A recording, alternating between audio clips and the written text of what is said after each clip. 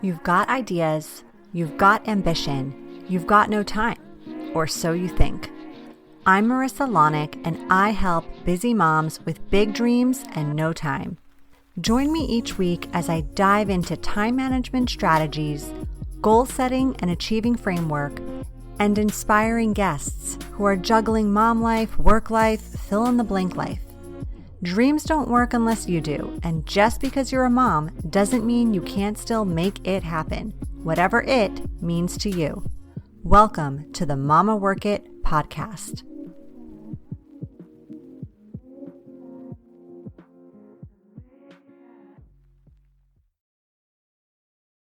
Hello, mamas. Welcome back to another amazing episode of the Mama Work It podcast. I am your host, Marissa Lonick, time momager, biz momager, and mom of 4. And if you're new around here, I like to throw these terms around quite a bit. Time momagement, biz momagement. This is all about how I teach time management and productivity for moms, working moms, and mompreneurs. So anyways, today we are talking all about time momagement, which in my opinion is really different from time management. So if you're new around here, again, this is the basis of what I teach, coach, write about, talk about, things I do, words I live by. And these things have completely transformed my life and the lives of many, many other moms who have adopted this philosophy and this way of life into their own lives. Realistically, you guys, this shit works. That's all I will say. So let's start by thinking about what happens when you become a mom, or even if you've been a mom for a while now, how things are going for you these days in motherhood when it comes to your time management. Now, I'm going to venture to guess you're doing all the things for all the people, and you're already likely pretty damn good at time management, even though you may not feel like you are. Why? Because you are doing the equivalent of 2.5 full-time jobs just wearing the hat of mom, just being a mom. Now add in a paying full-time job, which I know many of our listeners have. Add in any other role you play in life, like president of the PTA or the book club or the organizer of snacks for the soccer team or your hobby turned side hustle business. That's a lot of shit you're managing.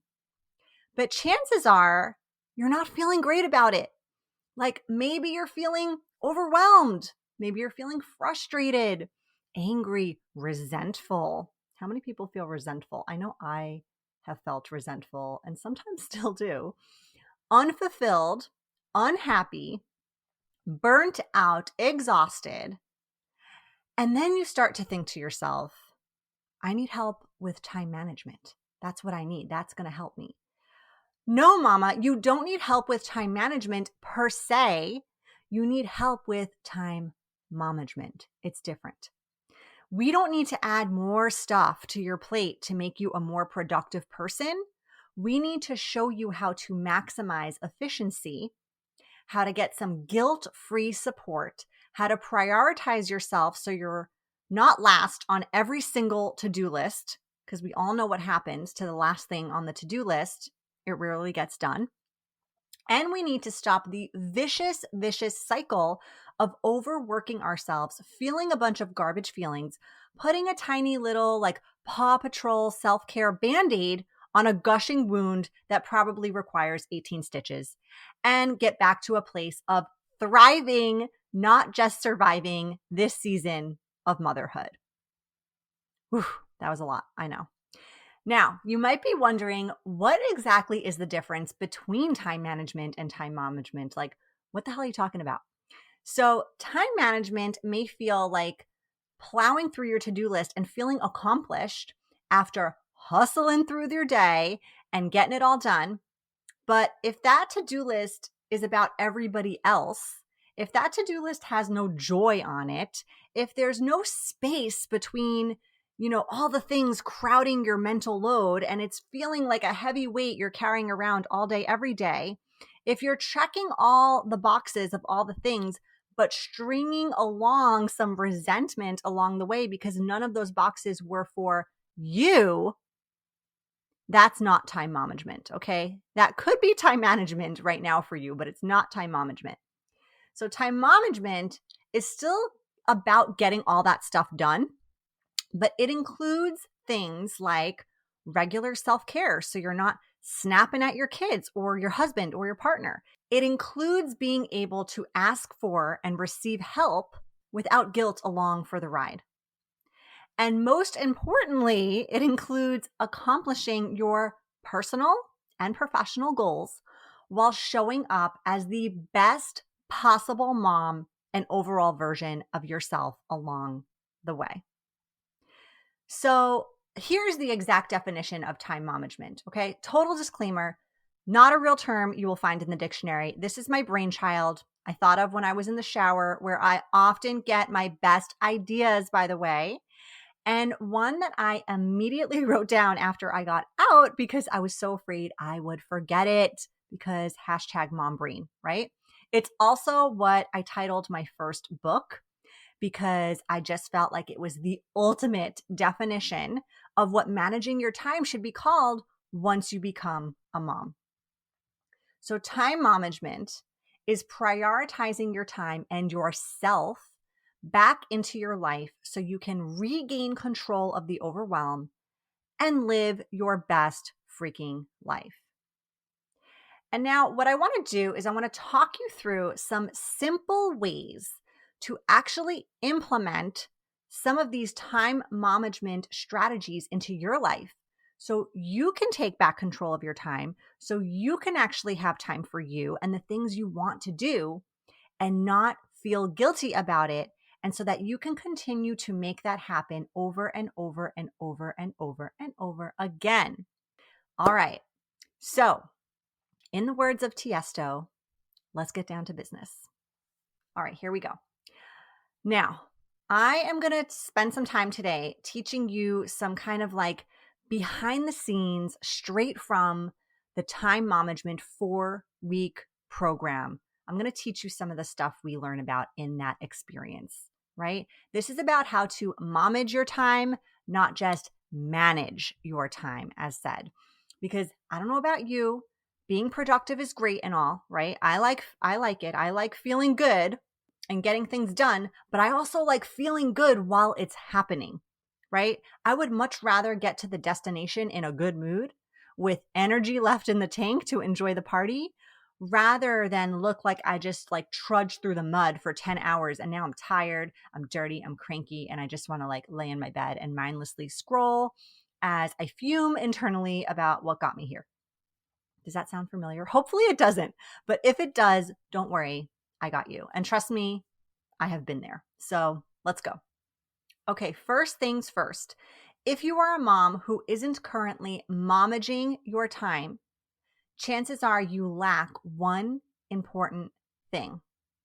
Do you know what that thing is? It's clarity. If you don't know how you want to spend your time, you'll end up wasting it away. An overwhelming to-do list that takes a long time to write, and then every time you look at it, you're so overwhelmed, you feel like you don't even know where to start, or an overwhelming mental load that creates so much brain fog in your already very crowded mom brain that you have no idea what day it even is, those are not giving you clarity. And another thing here is I want you to consider, what is your time worth to you? What is your time worth to you? Ask yourself this question, because time isn't just hours, minutes, seconds. Like money isn't just paper. It's how you spend your time that matters, just like it's how you spend your money that matters, right? You can choose to waste it and have nothing to show for it at the end of the day. You can choose to just let the clock run out. We've been watching a lot of basketball here, and when the team is up by a certain amount of points, at the end, they casually kind of just like dribble the ball, right, and let the clock run out, right? You could let your money just sit in the bank, or let the time go by and not really do much with it. But I don't think that's why you're here and why you're listening. I don't think you want to let the time clock run out day in and day out. I don't think you want to feel like time is ticking and you're not sure what you want to do with it. So the first step you must take when it comes to momaging your time is you have to brainstorm a list of time momagement goals. That's what I like to call them. These can be anything and everything, okay? From self-care to things maybe you feel like you wanted to get done, but you often, don't get done.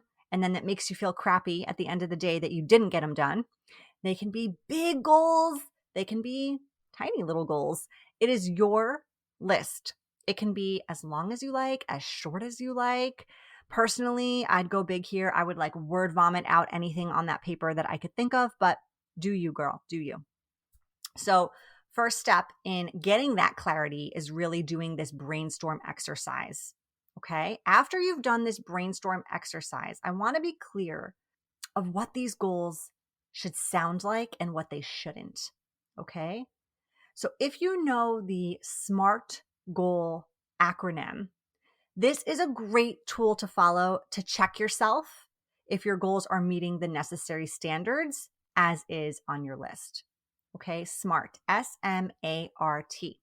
This stands for specific, measurable, attainable, relevant, and time-based. Okay, so your goals, they need to be specific, they need to be measurable, they need to be attainable, they need to be relevant, but they don't necessarily need to be time-based right now, okay? We're going to get there, I promise you. But in this moment, don't worry too much about that. So if on your list you have something like get healthier, well, what does that actually mean? Does it mean exercising multiple times per week? Does it mean eating fresh fruits and vegetables daily? Does it mean drinking enough water every day? I want you to make this crystal clear. The clearer these time momagement goals are, the more likely you will achieve them.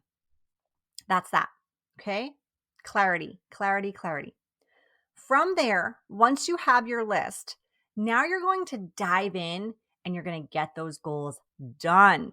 But here's the mistake a lot of people make when they brainstorm or brain dump all these awesome, awesome goals. They try to dive in without any sort of strategy and probably with really unreasonable expectations. So here's where I'm going to challenge you. I'm going to tell you to pick three goals from that list of time momagement goals, and you're going to decide where they land in each of these categories. If you can't figure out 3 goals that fall into these categories, you're going to change up which 3 you select. Okay, so here are the 3 categories. You ready?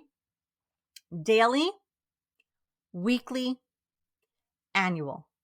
Daily, weekly, annual. So if on your list you've got all daily goals, that's not going to work. We want 1 daily, 1 weekly, 1 annual. Here's a good example of what these might sound like if you need some inspiration, okay? Daily, read to my kids for 15 minutes. Weekly, go out with my partner without the kids. Annual, start my side hustle business. Now, I know what you're thinking on the other side of the headphones. Okay, like this all sounds amazing. I'm pumped for these goals, but how do I actually fit them in my life, right? I'm busy AF, tired AF, jaded AF, fill in the blank AF. I told you I was going to fill you in on my time momagement teachings from my 4-week program, Mama Friend, and I'm not lying, okay? Like I am unveiling the curtain on a lot of good stuff that we cover in this experience. So the next step here that I'm going to tell you about on today's episode is instilling the support of the right organization tool to actually be able to execute these things. Because as much as motivation is great and it's necessary and needed, I totally get it. We need that motivation, that excitement, that energy. You're just not going to feel motivated every day. It's just not going to happen. You're not. I don't wake up motivated every day. And if anybody out there does call me, what's going on there? Because I would like to know, right? You're also not going to experience days that go just as planned because that's life. And that's definitely mom life. So we go into all the nitty-gritty details of this in our 4-week program. But for the purposes of this podcast being just 30 minutes long and the fact that I can only share so much in this amount of time, I'm going to tell you this. When it comes to time management, if you don't have some type of organization, it doesn't work. Like the foundation of time management is organization. Now, for those of you who know me, you know I'm fairly organized. Like I like a good system, but I also don't like intimidation and I don't like to be overly organized because let's get real, when you're a mom, life often doesn't go as planned, as we all know.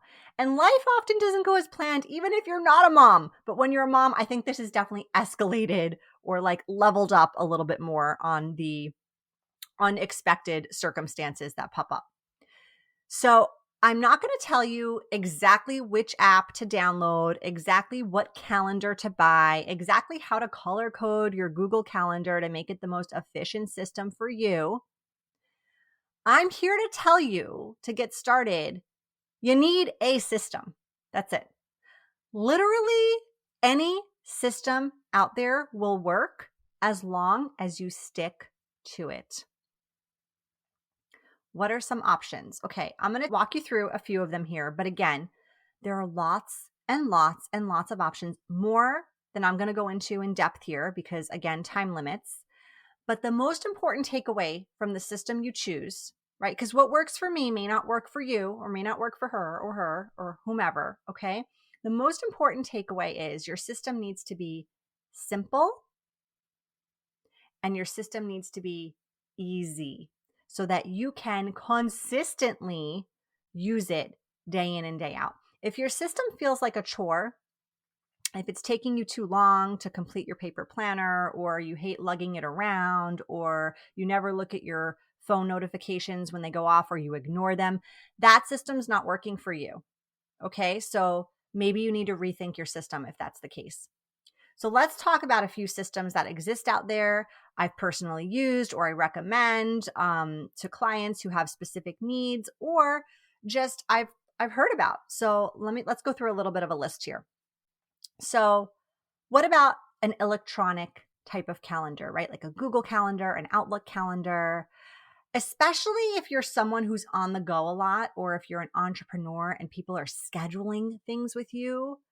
I would also tack onto an electronic calendar like a service like Calendly or Acuity to ensure that appointments that people schedule with you are syncing up to your general electronic calendar.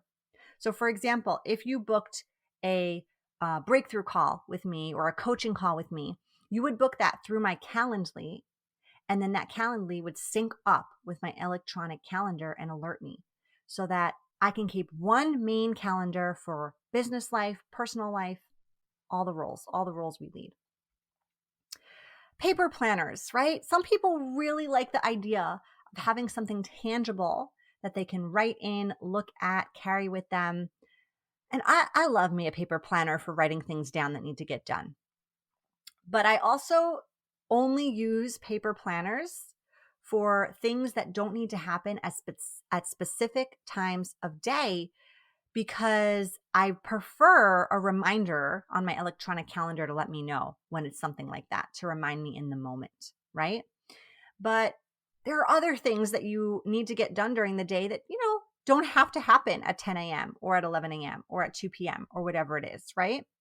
So this was a big reason why I developed and why I tend to recommend my personal journal planner, Word to Your Mother, A Mama's Guide to Journal Today and Slay Tomorrow. Because sometimes I don't want to be rigid about when I do certain things throughout the day. I want to trust that I'll do them when it feels good, when I get those unexpected pockets of time, but I still want to plan to get more done. And I want to hold myself accountable. And guess what? The simple act of writing something down of scheduling it into your day, of just like pen to paper, I'm serious, this is like a proven fact, you're 42% more likely to get that done if you've written it down. So paper planner could be a great solution for you, especially if it's not like a time constraint thing, right? Now, there's lots of like whiteboard calendars, wall hanging calendars out there. You can find like a million options on Amazon. Maybe this is something that works for you. One of my good friends, Jamie Campanella, she developed something called the Time Power Family Calendar. And this is a really great tool that I actually personally use in my home, and I really love it. I love that it's huge. I love that it's in a central place in my home where anyone in my house who knows how to read, most people know how to read in this house except for two little kids who are still learning, but they can look and see kind of what's happening for the week, and I don't always have to like bear the burden of answering the questions all the time, right? They can simply check out this option. So a whiteboard calendar, a wall hanging calendar, these are great for like overview, like big picture overview, and also for like communication that happens between your family. There are so many apps out there, right, that you can download onto your phone that could be a great organization tool as well. In the past, I've used the Cozy app for managing specifically our childcare hours and kids' activities. This was a great app for communicating amongst people what the schedule was that affected so many of us in the house. So in the past, for example, we hosted au pairs, but this could work even if you have a babysitter or a nanny or even a spouse who needs to see that schedule just like you do. Everyone gets alerted when things change, new schedules are entered, you can color code, you can designate events that have to do with particular people. It's a really great system and a great app. And there are so many apps out there that exist, but this is just one I've personally used in the past. Not to say Google Calendar wouldn't necessarily work as well for a shared calendar option too. So again, I'm going to repeat this because it is so important, but the most important thing you can do when you're choosing a system is choosing one that works for you, choosing one that you're going to stick to, right? That's easy to use. Systems should not complicate things. They should simplify them. So I know I've personally tried a number of systems out there. They were just too complicated for me, right? They took too much time to complete. They weren't hitting the areas I needed to simplify my life. And now obviously other people are buying these systems. Like they've got thousands of great reviews on Amazon, right? And I'm sure they're working for many people out there, but what works for me, again, may not work for you or her or him.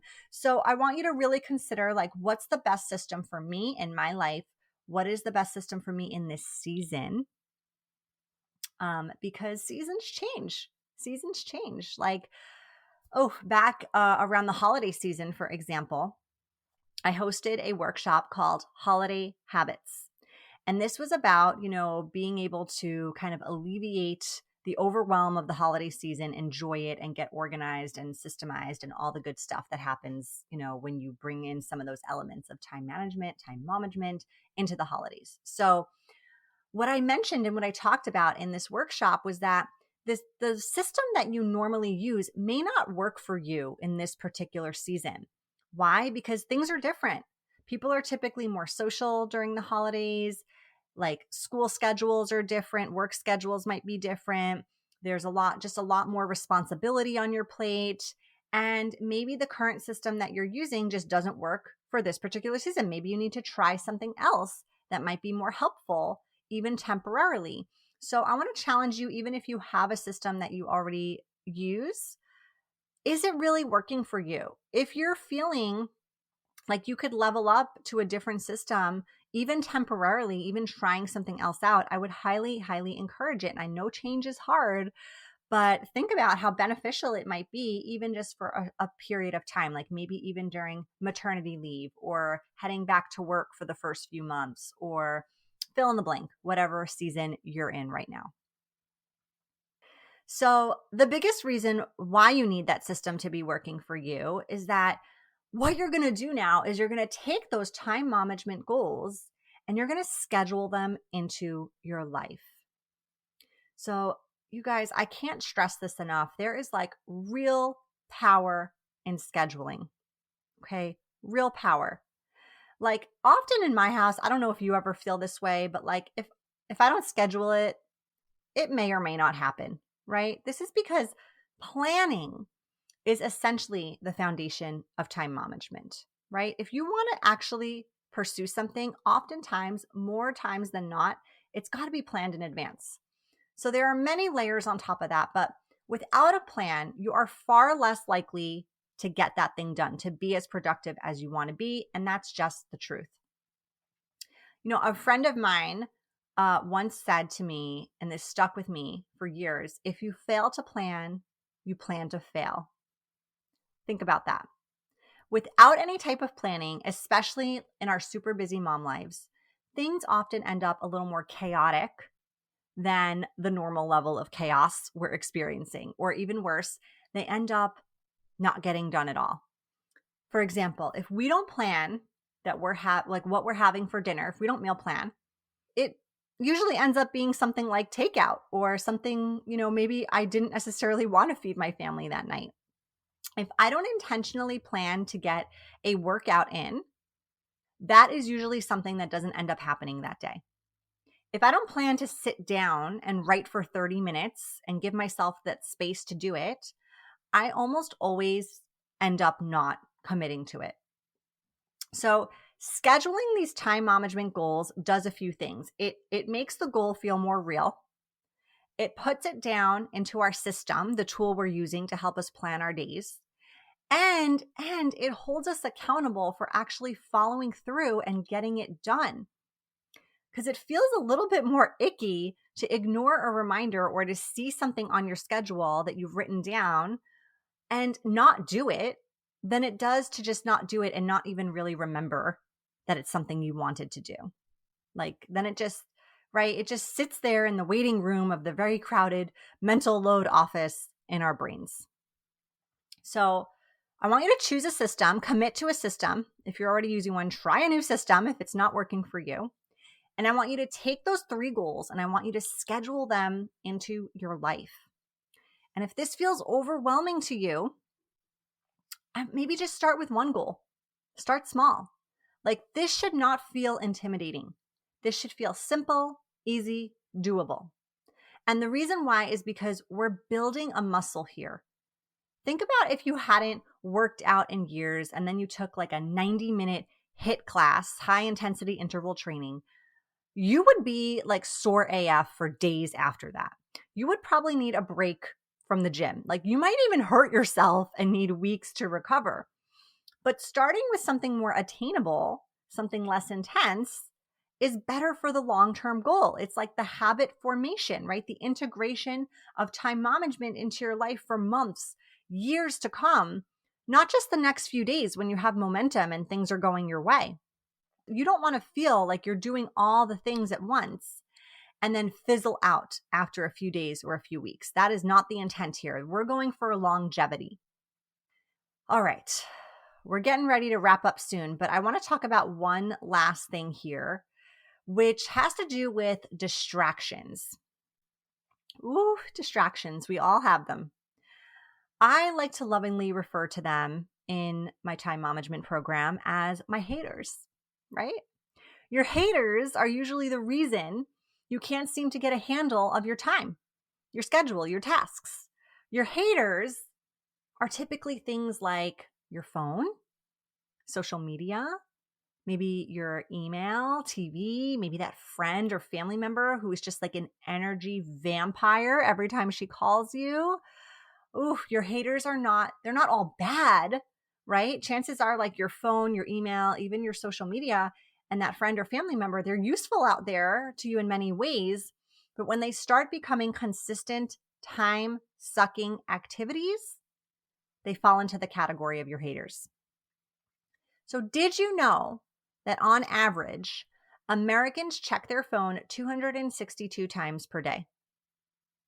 That is once every 5.5 minutes, and they spend an average of 5.4 hours on their phones daily. That's almost 40 hours a week, which is essentially a full-time job. You are working a full-time job on your phone and probably not getting paid a single dollar for it. What the actual fuck?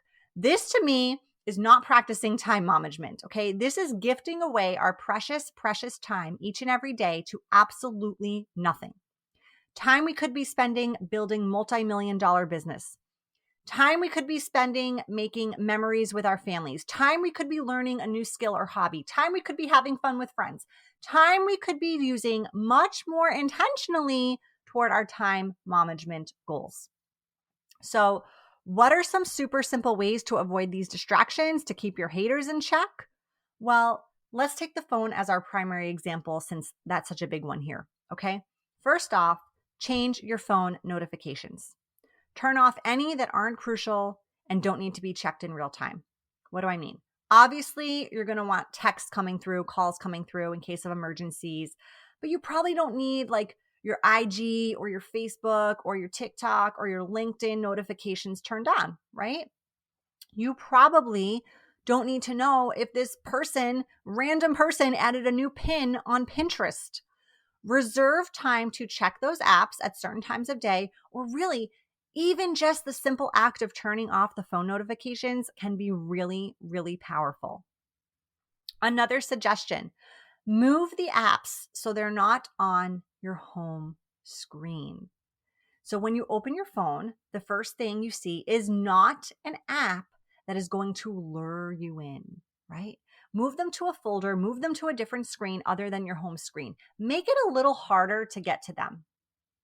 Another thing you can do is you can set an alarm that notifies you how long you've spent on that app or even on your phone that day to hold yourself accountable. So you can set that limit to however long you want to, and you can also change it anytime. Maybe you even remove your phone within arm's reach. So I know a lot of people, a lot of moms especially, have a hard time getting off their phone at night when they really want to get more sleep as part of their goals. Now, don't have your phone near you when you're going to sleep. Really simple, okay? Move it to a different part of your room. If a distraction or a hater in your life is actually talking on the phone, or maybe specific people who call you on the phone and just drain you of time, girlfriend, screen your calls. Don't answer. Let it go to voicemail. Call them back at a time that you can dedicate time to that conversation, or don't. Right? Text them and let them know you heard their message and you just don't have the ability to talk right now, but you'll reach back out when you can. Avoid distractions. Keep your haters in check. Okay, mama friends, that's all I got time for on today's episode. But if you like what you heard and want more of this juicy goodness, why not check out the full-on Time MOMagement 4-week program? So in this program, you are going to get access to the entire game plan toward becoming the ultimate time momager. This program, as my clients have said, is so much more than just managing your time. It is a totally new way of doing life and juggling all the roles you lead. Mom, wife, employer, entrepreneur, daughter, sister, friend, dog mama, kindergarten room mom, etc., etc., etc. It's going to change the way you feel when you wake up. It's going to change the way you feel when you go to sleep. It's going to change the way you show up throughout the day. It's going to change your life for the better. So if you are feeling that pressure to perform, that push and pull, that everlasting mom guilt, that resentment because you're not even sure you exist anymore, that constant fogginess and heavy mental load, this program is for you, okay? You can learn more at www.mamaworkit.com/time momagement. The link will also be in today's show notes. And I really hope you'll join us for the whole shebang. Like, think about how much of an impact you could be experiencing in just 4 weeks. It's that quick. It's that effective. This shit works. Thank you as always for listening. Now go work it, mama, like a time momager.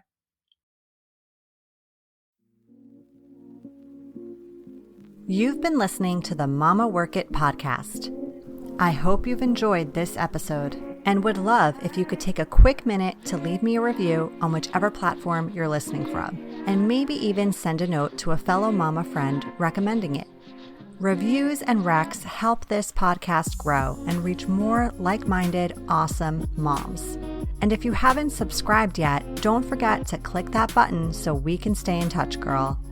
By the way, if you haven't checked out the Mama Work It website, please do. There are lots of free resources and great articles there that can help you with the juggle of work life, mom life, wife life, fill in the blank life. So head on over. Thanks again for being part of the tribe.